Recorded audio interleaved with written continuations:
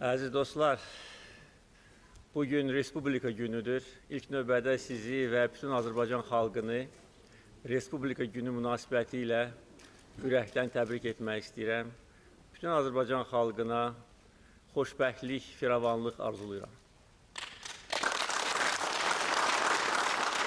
Görüşümüzün əvvəlində xahiş edirəm ki, 2-ci və 1-ci Qarabağ müharibələrində vətən uğrunda öz canlarını fəda etmiş qəhrəman şəhidlərimizin əziz xatirəsini bir dəqiqəlik sükutla yad edək.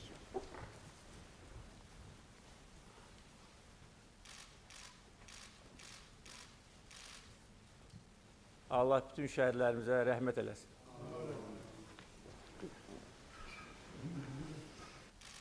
Bugün Respublika gününü biz Ağdamda qeyd edirik. Ağdam şəhərində qeyd edirik. Bunun çox böyük rəmzi mənası var.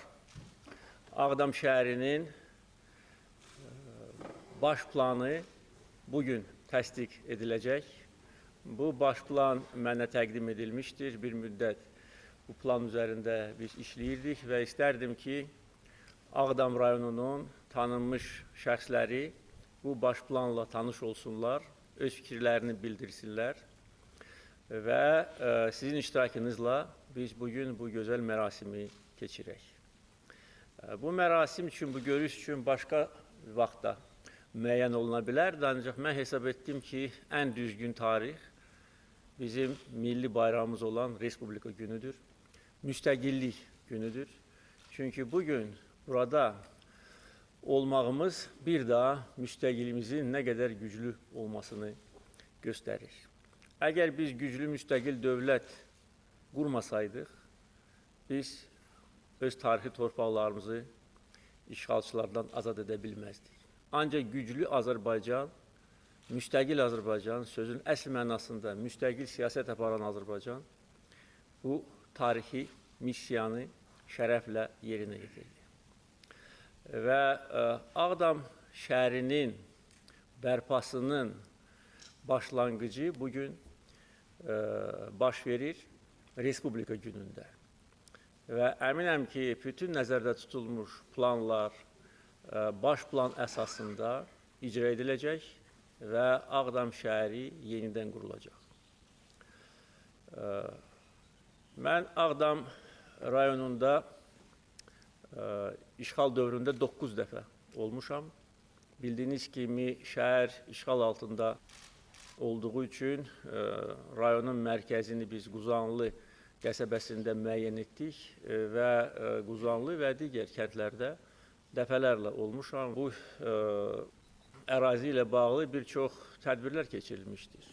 Regionların sosial-iqtisadi inkişafı dövlət proqramlarının icrası nəticəsində Ağdam rayonunun quruculuqla bağlı inkişaf planları təsdiq edilmişdir. Və burada bir çox sosial layihələr icra edildi, bir çox məktəblər, muğam mərkəzi, uşaq xəstəxanası, mərkəzi rayon xəstəxanası, olimpiya mərkəzi, infrastruktur layihələri icra edilmişdir və deyə bilərəm ki, ölkə üzrə olan göstəricilərdən daha da yüksək göstəricilər burada var. Qazlaşma təxminən 100%-dir. Elektrik enerjisi, su ilə təchizat, 150-dən çox arteziyan quyusu qazılmışdır. Çünki mənfur düşmən bu bölgəni sudan da məhrum etmişdir. Bir sözlə, işğal dövründə Ağdam rayonunun inkişafı ilə bağlı çox ciddi addımlar atılmışdır və Ağdamdan olan məcburi köçkünlərlə dəfələrlə görüşlər əsnasında deyirdim ki, torpaqlarımız Ağdam şəhəri və bütün rayon azad olunandan sonra daha da gözəl şərait yaradılacaq. Və bugün sizə təqdim ediləcək Ağdam şəhərinin baş planı bu sözümün təsdiqidir. Biz elə bir şəhər quracağıq, elə bir Ağdam quracağıq ki, bütün dünya üçün örnək olacaqdır. Ağdam şəhərinin dağıntılarını İşğal dövründə o şəhərin bir hissəsini mən təmas xəttində dəfələrlə olarkən binokullə görürdüm.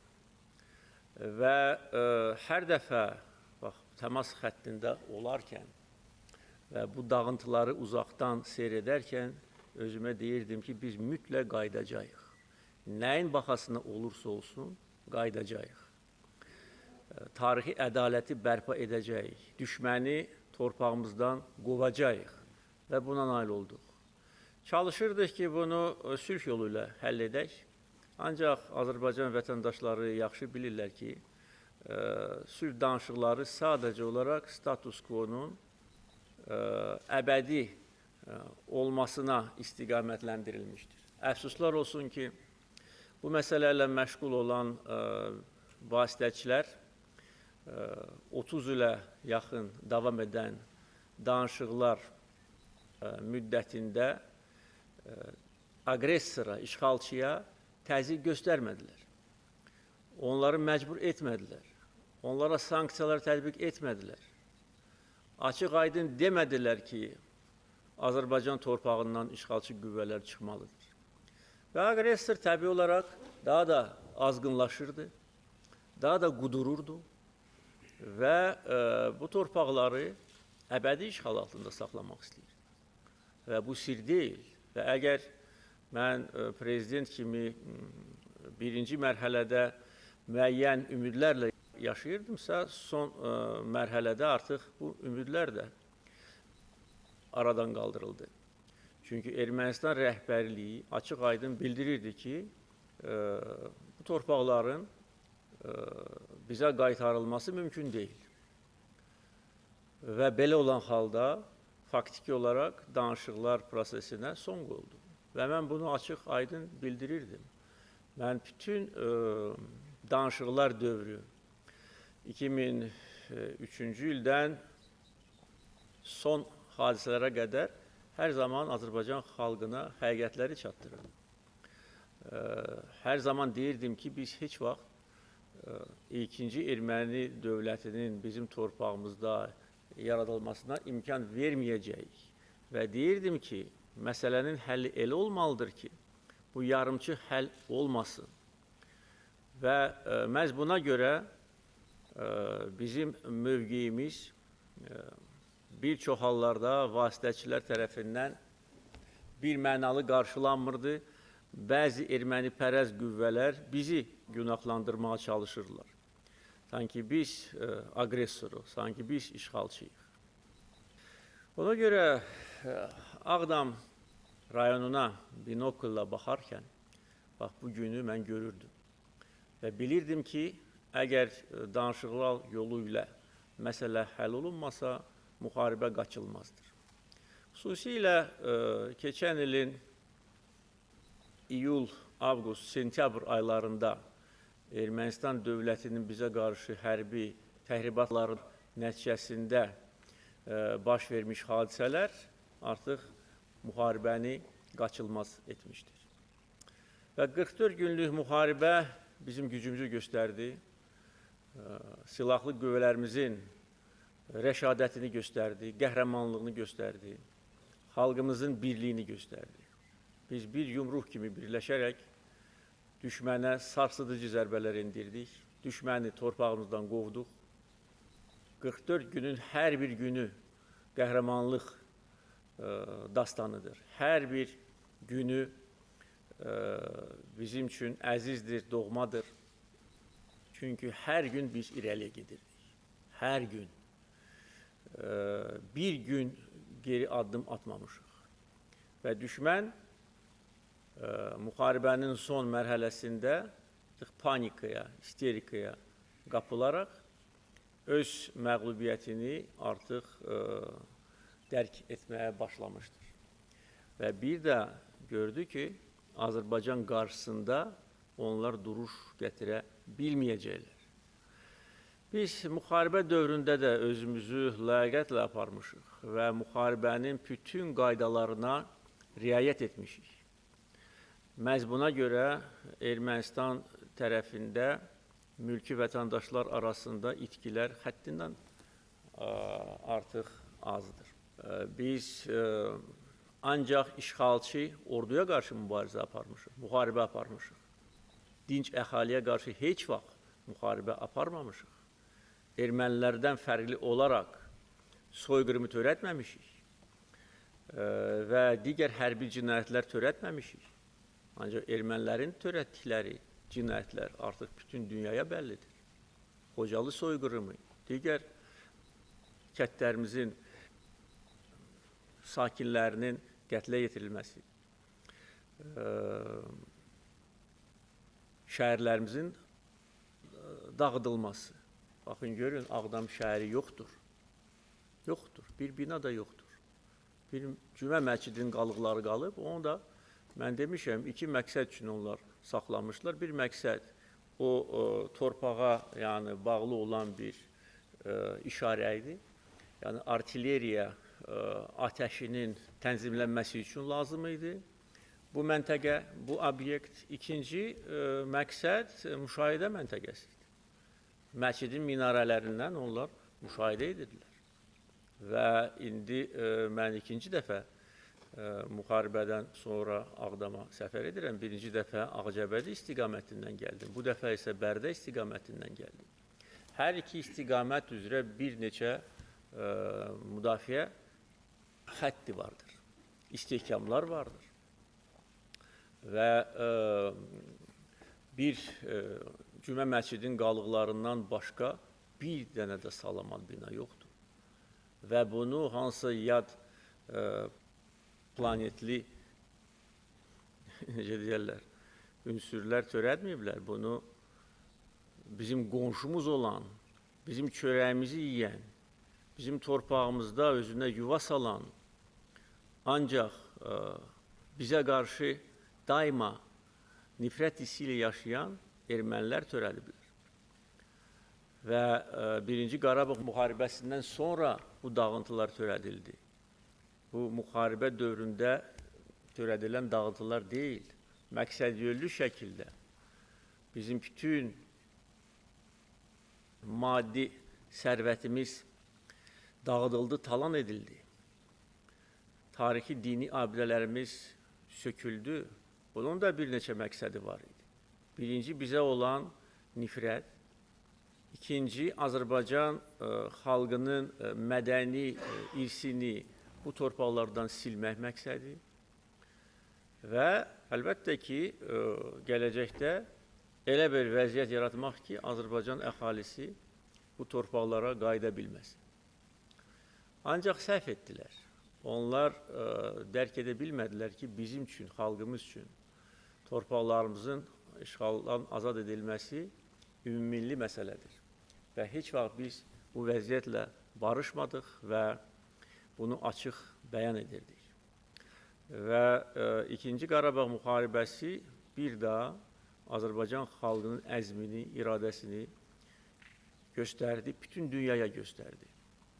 Və bu şanlı qələbə tarixdə əbədi qalacaq. Bundan sonra Azərbaycan dövləti qalib dövlət kimi inkişaf edəcək. Azərbaycan xalqı müzəffər xalq kimi yaşayacaq, qürur hissi ilə yaşayacaq. Ermənistan isə məğlub edilmiş dövlətdir. Və bizim işğal altında olan torpaqlarda törədilmiş vəhşilik o erməni lobbi təşkilatlarının öz xalqı haqqında yaratdıqları mifologiyaya da son qoydu. Çünki bu dağıntıları törədən vəhşidir. Bunun başqa adı yoxdur. Təkcə bura deyil, bütün azad edilmiş torpaqlarda mənzərə eynidir. 100 kilometrlərlə mən maşınla bu torpaqları deməli, gəzərkən sağda, solda hər şey dağıdılıb, talan edilib. Vəhşi qəbilə sanki bu torpaqlardan keçib. Və bizim qələbəmiz təkcə, mən bunu demişəm, bir daha burada Respublika günündə Ağdam şəhərində demək istəyirəm, bizim müharibəmiz təkcə faşist Ermənistan dövlətinə qarşı deyildi. Bizim müharibəmiz faşizm əleyhinə müharibə idi. və bizim qələbəmiz göstərir ki, bütün faşistlərin aqibəti bax, ermənilərin aqibətinə bənzər olacaq. Və müharibə ilə bağlı əlbəttə ki, çox danışmaq olar, ancaq bugün biz daha çox gələcəklə bağlı danışmalıyıq. Müharibə tarixdir, şanlı tariximizdir. Bu tarix əbədi qalacaqdır. Bu tarix dərindən öyrənilməlidir və öyrənilir. Dünya miqyasında, dünyanın aparıcı ölkələrinin ali hərbi məktəblərində 44 günlük müharibə öyrənilir və Azərbaycanın göstərdiyi yeniliklər öyrənilir. Əlbəttə ki, texniki imkanlarımız müharibənin nəticələrinə ciddi təsir eləmişdir. Ancaq bayrağı sancan, bayrağı ucaldan, öz sinəsini qabağa verən, ölümə gedən Azərbaycan əskər zabiti idi. Bu müharibəni, bu qələbəni biz bizim qəhrəman hərbçilərimizə borcluyuq, şəhidlərimizə borcluyuq. İstənilən texnikanın ola bilər, istənilən maddi imkanın ola bilər. Əgər vətən sevgisi yoxdursa, əgər milli ruh yoxdursa, əgər vətən uğrunda ölümə getməyə hazır deyilsənsə, heç vaxt qələbə qazanmazsan. Və dırnaq arası qəhrəman erməni əskərləri bizim əskərlərimizi görərkən müharibənin artıq ikinci mərhələsində silahları yerə qoyub qaçırdılar. Bugün də qaçırlar. Bugün əfsuslar olsun ki, Ermənistan tərəfi öz təhribatçı əməllərdən əl çəkmir. Mən bunu bir neçə gün bundan əvvəl Naxçıvanda olarkən, mayın 10-da demişdim. Əgər biz görsək ki, zərrə qədər bizim xalqımızın, dövlətimizin təhlükəsizliyinə təhlükə varsa, dərhal yerindəcə düşməni məhv edəcək. Onlar da bizim gücümüzü bilirlər və görürlər. Ona görə son günlər ərzində Azərbaycan-Ermənistan sərhədi ərazisində Ermənistan ordusu tərəfindən törədilmiş təhribat təbii ki, cavabsız qalmamalıydı və qalmadı. Və növbəti dəfə rəzil oldular. Növbəti dəfə biabır oldular. İndi görün, bütün dünya bunlara gülür. Baş nazir bir versiyanı deyir. Deməli, baş qərargah rəisinin mavini başqa versiya verir. Özü də bir gündə. Bu versiyalarda yalan. Yəni, 30 il ərzində ermənilər dövlət qura bilmədilər. Deməli, bu xalq dövlət qura bilmir. Deməli, bu xalq ancaq başqa böyük dövlətlərin deməli, çərçivəsində yaşaya bilir. O böyük dövlətlərin imkanlarından istifadə edib, orada özü üçün həyat qura bilir. 30 il ərzində bunların unikal şansı var idi. Əgər bu işğal olmasaydı, əgər düşmənçilik olmasaydı, əgər bu vəhşilik ermənilər tərəfindən xalqımıza qarşı törədilməsəydi, bugün bəlkə də Ermənistanda müstəqil dövlət kimi yaşaya bilərdi. Ancaq görün necə, hansı rüsvayçı durumdadırlar. Açıq etiraf edirlər ki, öz dövlətini, öz sərhədlərini qoruya bilmirlər. Günahı bir-birinin üstünə atırlar. İndiki hakimiyyət köhnə hakimiyyətin üstünə, köhnə hakimiyyət indiki hakimiyyətin üstünə. Amma əslində onlar hamısı günahkardır. Çünki onlar böyük səhv etdilər. Onlar düşünmürlər ki, bu dərəcədə acı vəziyyətə düşəcəklər. Və onların bütün bəlalarının səbəbkarları da özləridir. Biz isə öz sərhədlərimizi bundan sonra möhkəmləndirəcəyik, dövlət sərhədində möhkəmlənəcəyik. Heç kim bizə təzyiq edə bilməz, təsir edə bilməz. İndi bəzi ermənipərəst ölkələr, dairələr hansısa açıqlamalar verirlər. Versinlər, onların öz işidir. Avropa Parlamenti növbəti dəfə saxta faktlar əsasında qətnamə qəbul edib. Mən ona heç fikir vermirəm. Sizə də məsləhət görmürəm. Azərbaycan xalqına da məsləhət görmürəm. Bunlar hamısı əhəmiyyətsiz şeylərdir. Əhəmiyyətli məsələ odur ki, bax biz bugün buradayıq. Burada oturmuşuq, burada durmuşuq və əbədi burada yaşayacağıq. Və 44 günlük müharibə və müharibədən sonraki dövr 6 ay artıq keçibdir. Bir də göstərdi ki, kim kimdir, kim nəyə qadirdir. Və biz də bir çox məsələləri, xüsusilə beynəlxalq müstəvidə özümüz üçün yəqin etdik. Və bu bizə gələcəkdə düzgün qərar qəbul etməyimizdə köməklik göstərəcəkdir. Bugün hesab edirəm ki, tarixi gündür, çünki bugün azad edilmiş torpaqlarda birinci baş plan artıq təsdiqlənir. İndi Şuşa şəhərinin baş planı artıq hazırlanır, artıq bir müddətdən sonra təsdiqlənəcək.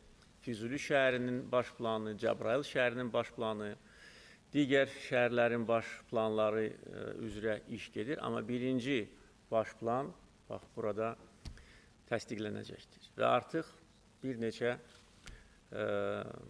tədbir keçirildi. Ağdam şəhəri üçün çox önəmli olan bir nömrəli məktəbin təməli qoyuldu. Siz yaxşı bilirsiniz ki, bu məktəbin çox böyük tarixi var. 140 illik tarixi var. Gələcəkdə burada iş yerlərinin yaradılması üçün lazım olan Ağdam Sənaye Parkının təməli qoyuldu. Bu parkın ərazisi hardasa 200 hektara yaxındır və orada yüzlərlə, bəlkə də gələcəkdə minlərlə insan işlə təmin ediləcək. Bərdə-Ağdam avtomobil yolunun təməli qoyuldu və artıq yaxın gələcəkdə yol istismara veriləcəkdir. Eyni zamanda mənim göstərişimlə Bərdə-Ağdam dəmir yolunun tikintisi və dəmir yolu vağzalının tikintisi nəzərdə tutulur. İmarət kompleksinin bərpası ilə əlaqədar artıq işlərə start verilir. Ağdamda İşğal Muzeyi və Zəfər Muzeyi konsepsiyası mənə təqdim edildi, yer seçildi və bu çox möhtəşəm həm Zəfər, həm İşğal muzeyləri möhtəşəm muzeylər olacaqdır. Digər obyektlər, digər tədbirlər, böyük meşə sahəsinin təməli qoyuldu. Şəhərin içində böyük bir meşə zolağı olacaq, 125 hektarlıq. Süni göl yaradılacaq, kanallar, körpülər və şəhərin deməli müasir standartlara, müasir tələblərə uyğun inkişaf planı artıq tam işlənib, hazırlanıb. Bütün Qarabağ zonası, yaşıl enerji zonası olacaq. Bütün şəhərlər ağıllı şəhər konsepsiyası əsasında qurulacaq. Yəni bugün bu görüşdən sonra birlikdə bizə bu təqdimat göstəriləcəkdir.